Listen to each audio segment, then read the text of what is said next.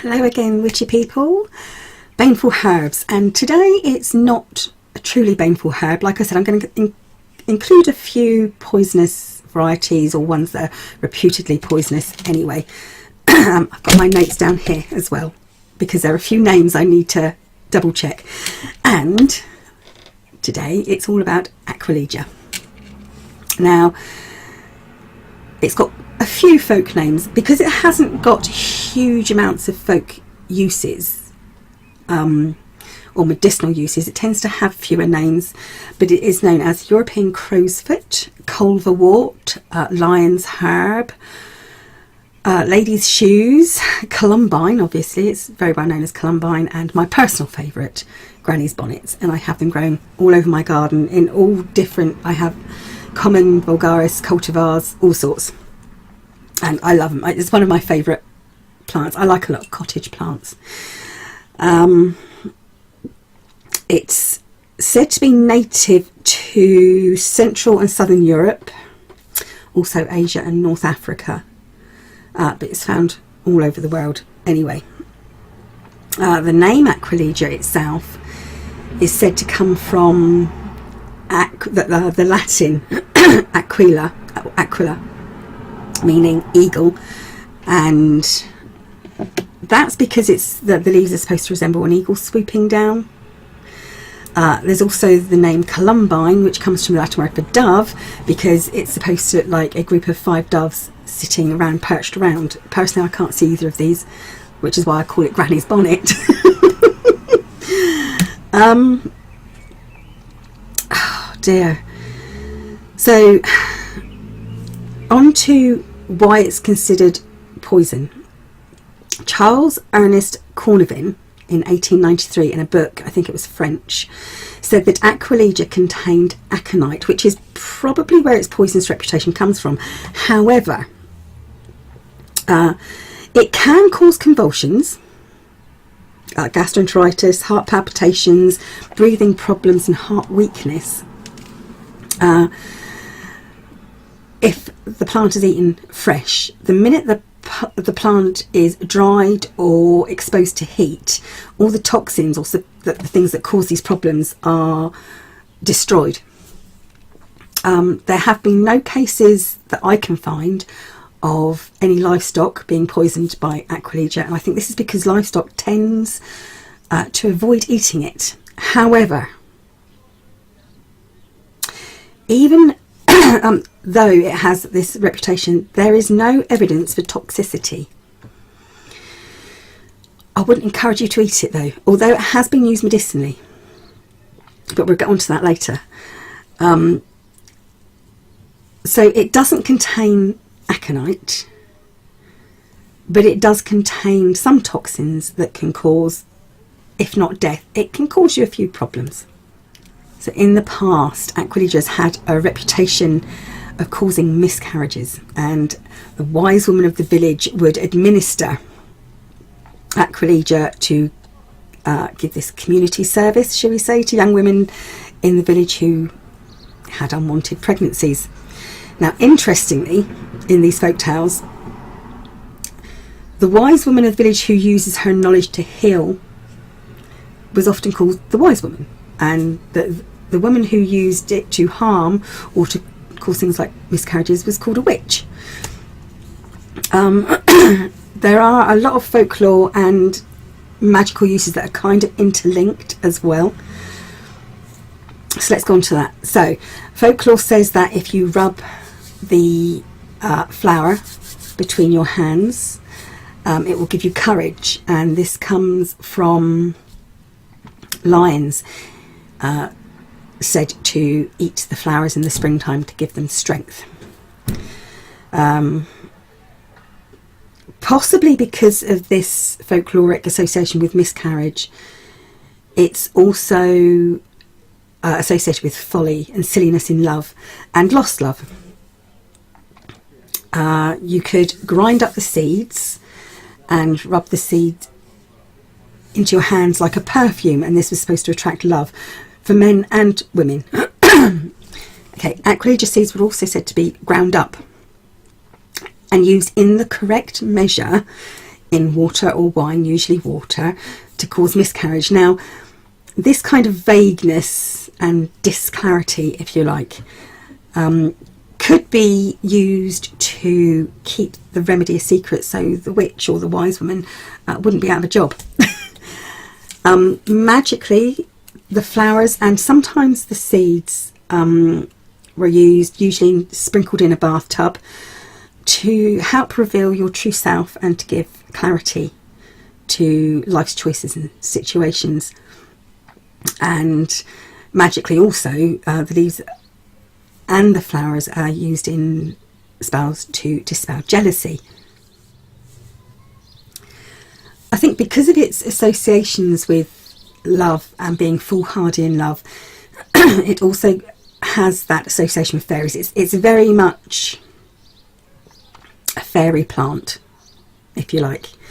Sometimes that rather than granny's bonnets, we would call them fairy bonnets. But because of this, it's thought that pixies and owls and fairies would use them to trick people into falling in love and gain power over people, make them act foolishly. So the seeds or the root were crushed to make a paste for treating skin conditions such as psoriasis or acne or rashes. This paste could also be applied to bruises as a form of pain relief, but it was never used on open wounds because you don't want it leaching into the body. Seeds were crushed and added to water to be drunk as a headache remedy. Now, I'm not suggesting that anyone does this, because obviously you won't know where the seeds come from. Even if you gather them yourself, you don't know how the ground's been treated or the flower's been treated.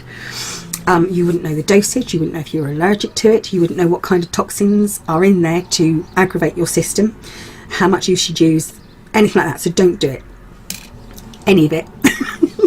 So crushing the roots and adding to water, once again, or wine, has also been used to relieve breathing problems and respiratory problems, to help relieve sore throats and to get rid of phlegm, especially like mucus, coughing with blood, and that sort of like to eliminate congestion problems. Medicinally, the flowers mixed with water and once again drunk was used to make you sweat, to sort of like make you perspire, force you to perspire, and this would help break a fever. And it was also used, because this would also make you want to pee a lot, it was also used to detoxify the body. Now, surprisingly, although it's been used for to induce miscarriage and bring on early labour, you could also take it to reduce the bleeding after giving birth and to reduce menstrual blood and menstrual pain. It's even been used in the treatment of head lice and bodily parasites like ticks, that sort of thing. So, connected with love, courage, fairies, clarity and jealousy. So magically, its ruling planet is Venus. Its element is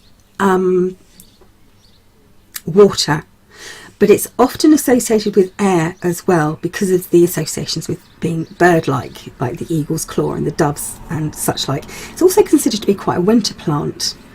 I don't know why, but it is associated with a lot of winter magic as well. I did say its ruling planet was Venus, didn't I? And its gender is feminine.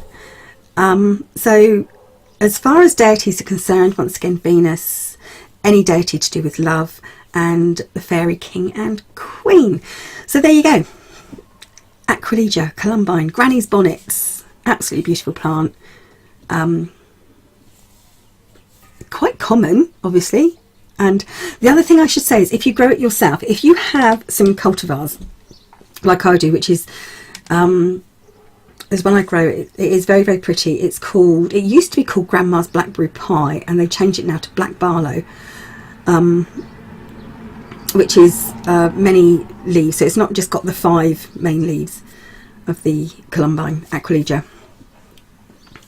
And I grow that in one patch in my garden, and I grow it in a pot. If I were to plant that with the vulgaris variety, so the common variety, it would change and become like the common plant rather than the cultivar that I have. It is one of those plants that will, when mixed with another variety, especially the more common variety which has the stronger genetics, if you like, it's a stronger cultivar because it's a naturalised and natural plant, that will take over. Sorry, that's a bus going by. I'm ever so sorry. My window's open because it's quite warm, you know. Yes, the more common variety will take over and supersede this, the cultivar that's been created. So if you like different types and cultivated types of Aquilegia, keep them separate. I have common varieties on one side of the garden, and I have all my cultivated varieties on completely on the other side of the garden. It's very easy to grow. It will grow beautifully in shade. And it likes disturbed soil. If you grow it up against a fence in quite poor soil, it grows really well and becomes much more sturdy. If you grow it in sunlight, it becomes slightly more leggy. It will grow taller, it won't bush out as much, and it will be quite leggy. So the stems become quite tall and thin, whereas if you let it grow in shade, excuse me, it will stay more clumped and bushy and actually quite a stronger plant. And I think the flowers, you're more likely to get that blue petal edge with the white centre. If you grow it in sunlight, you're more, this is just from personal, what I see in my garden, pink and purple varieties tend to grow in slightly sunnier spots, especially if they get the sun in the evening. And yeah, my black barlow, Grandma's Blackberry Pie variety, grows beautifully in dark shade and in semi-shade. That's it. I'm going to shut up now. Thank you for watching, witchy people. I will be back very soon, hopefully, with another baneful plants, or unbaneful plants if you like, but that's all for Aquilegia. Thank you for watching. Bye bye for now.